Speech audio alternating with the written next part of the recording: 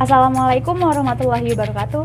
Halo generasi penerus bangsa, perkenalkan nama saya Ispans dan kali ini saya akan memberikan pembelajaran memaparkan materi mengenai sistem administrasi kepegawaian kompetisi dasar 3.3 untuk jurusan otomatisasi dan tata kelola perkantoran sekolah menengah kejuruan. Untuk semuanya jangan lupa untuk menyiapkan buku catatan untuk mencatat hal-hal yang penting mengenai pembelajaran kali ini. Jangan lupa untuk disimak baik-baik videonya dan dicermati pelajaran kali ini.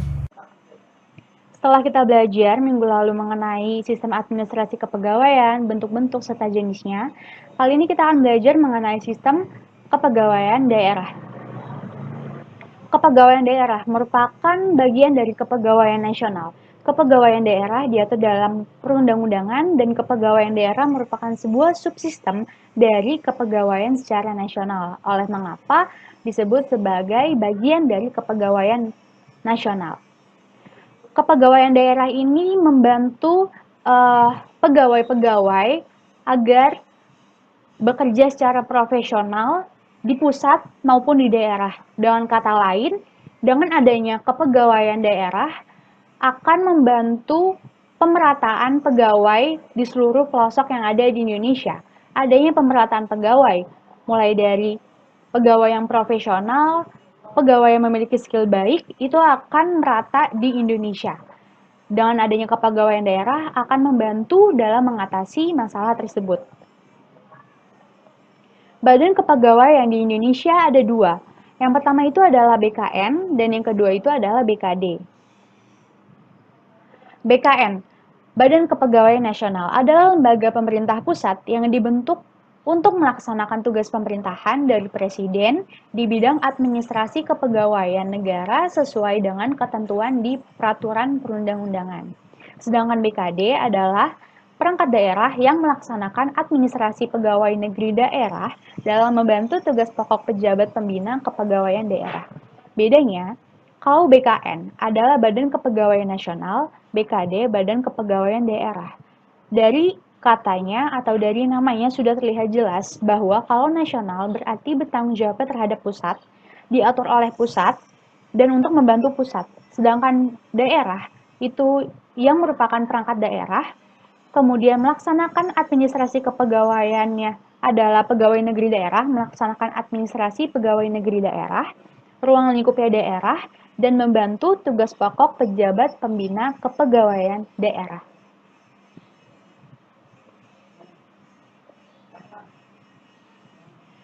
Sekarang kita akan masuk ke sistem pengangkatan pegawai. Ada 5 sistem pengangkatan pegawai. Yang pertama adalah spoil system, yang kedua adalah nepotism system, yang ketiga adalah patronage system, yang keempat adalah merit system, dan yang terakhir adalah career system. Kita akan membahasnya satu demi satu. Yang pertama, spoil system merupakan sistem kepegawaian yang paling tua dan sudah banyak yang tidak menggunakannya karena kurang memperhatikan faktor kecakapan. Mengapa sih spoil system ini tidak memperhatikan faktor kecakapan? Karena pegawai yang direkrut atau pegawai yang diangkat dari sistem spoils atau spoil system ini berasal dari anggota partai. Banyak masalah yang timbul karena adanya pengangkatan melalui anggota partai ini karena kita tidak tahu apakah orang tersebut itu memiliki kecakapan, memiliki skill yang baik, memiliki kompetensi yang baik, atau tidak seperti itu. Karena yang menjadi latar belakangnya itu hanya memiliki nama di sebuah partai. Dan spoil system melakukan hal itu, mengangkat pegawai karena berdasarkan ia adalah anggota dari partai tertentu. Sistem pengangkatan pegawai yang kedua adalah nepotism system. Pengangkatan pegawai didasarkan atas hubungan keluarga termasuk saudara dan teman dekat. Pasti kalian sering banget mendengar kata nepotisme. Nah, ini adalah sistem nepotisme. Jadi, pegawai diangkat karena ada hubungan keluarga ataupun dia adalah teman dekat pemilik perusahaan ataupun saudaranya. Pengangkatan pegawai diambil atas dasar itu. Hampir sama dengan spoil system karena kita tidak tahu apakah pegawai baru tersebut itu memiliki kecakapan yang baik ataupun memiliki skill dan juga kompetensi yang baik karena latar belakang pengangkatan pegawainya hanya berdasarkan jalur keluarga ataupun jalur saudara saja. Dan ini masih menjadi masalah besar di Indonesia karena masih banyak perusahaan yang mengangkat pegawai dengan jalur khusus, yaitu jalur keluarga atau nepotisme. Yang ketiga adalah patronage system. Sistem ini didasarkan atas keinginan untuk membantu pegawai tersebut.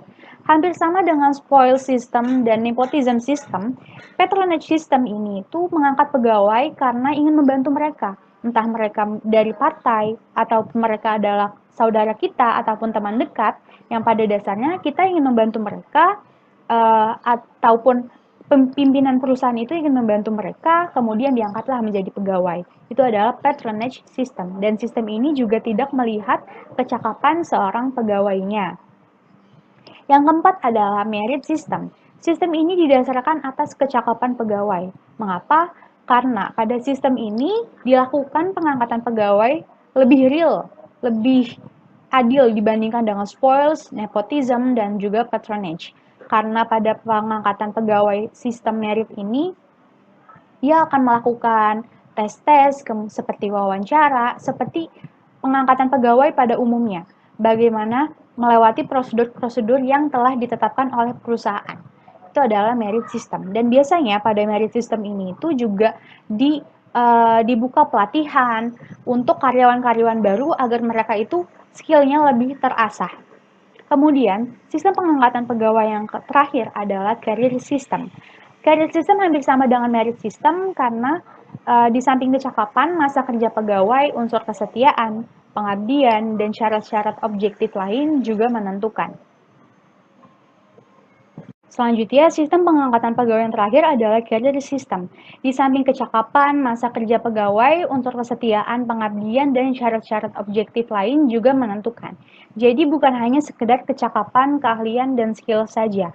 Pada career system ini, dilakukan pengangkatan pegawai seperti merit system, yaitu lebih real dan lebih adil dibandingkan ketiga sistem pengangkatan pegawai yang lainnya. Pada career system ini kalian akan lebih dipilih-pilih. Yang dimaksudkan adalah yang mana memiliki pengalaman kerja lebih banyak, kemudian memiliki biasanya dalam pengangkatan pegawai itu yang dilihat adalah pengalaman kerja, kemudian skill, kompetensinya kalian bisa apa aja, dan kemudian juga pengalaman organisasi. Nah, itu bisa bisa menjadi faktor-faktor lain yang diterapkan pada career system. Karena yang di-note di sini adalah di samping kecakapan, perlunya ada masa kerja pegawai, kemudian pengalaman kerjanya, misalkan juga pengalaman organisasi, ataupun syarat-syarat objektif lain yang ditentukan oleh perusahaan. Itu adalah career system. Sekian pemaparan materi mengenai sistem administrasi kepegawaian pada hari ini. Kita akan bertemu lagi di pertemuan selanjutnya. Jangan lupa untuk dikerjakan tugas-tugasnya, kemudian aktif dalam sekolah online ataupun pembelajaran jarak jauh ini. Jangan patah semangat dalam belajar, terus semangat belajar dan gapai cita-cita kalian. Kita bertemu di pertemuan selanjutnya. Wassalamualaikum warahmatullahi wabarakatuh.